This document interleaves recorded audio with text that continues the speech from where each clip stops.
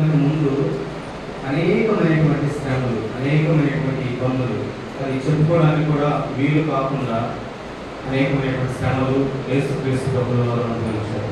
ఎందుకు అనుభవించారంటే ఆయన సొంతంగా వచ్చినటువంటి, ఆయనకు సొంతంగా ఉన్నటువంటి వాటి నిమిత్తమైతే కాదు, కానీ మన నిమిత్తం, మన పాపముల నిమిత్తం, మన అక్రమముల నిమిత్తమై ప్రభువు అనేకమైనటువంటి శ్రమలు అనుభవించాడు. ఎందుకంటే ఒక బాధ్యత కలిగి యోహాను సువార్త 16:28 చదువుతున్నాం.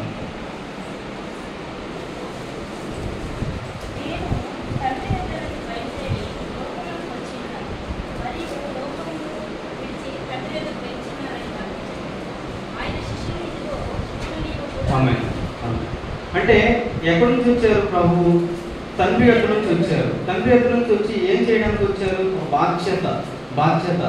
ఏం ఆ బాధ్యత నెరవేర్చడానికి వచ్చారనంటే, ఈ లోకంలో ఉన్నటువంటి మన నిమిత్తము, మన పాపం నిమిత్తమై మనల్ని తండ్రి ఎదుట నిలవబెట్టాలనేటువంటి ఉద్దేశం కలిగి అటువంటి బాధ్యత ఆయనకు అప్పగించారు కనుక ఆ బాధ్యతను నెరవేర్చడానికి తండ్రి ఏ రీతిగా అయితే పంపించారో ఆ బాధ్యతను నెరవేర్చిన తర్వాత మళ్ళా తండ్రి యొద్దకి అట్లా వెళ్ళాలన్న ఉద్దేశంతో అనేకమైనటువంటి శ్రమలు, నిందలు, అవమానములు, ఒక సర్వసాధారణంగా తన జీవితంలో ప్రారంభించినటువంటి ప్రభువు 33.5 సంవత్సరములు సర్వసాధారణంగా గడిపి అనేక అద్భుత క్రియలు, అనేక సూచక క్రియలు చేసి తండ్రిని సంతోషపెట్టేటువంటి కుమారుడిగా, తండ్రిని సంతోషపెట్టేటువంటి కుమారుడిగా, బాధ్యత వహించినటువంటి కుమారుడిగా చేసి ఈ యొక్క తర్వాత తండ్రి దగ్గరికి వెళ్ళడానికి దేవుడు సిద్ధపడ్డాడు.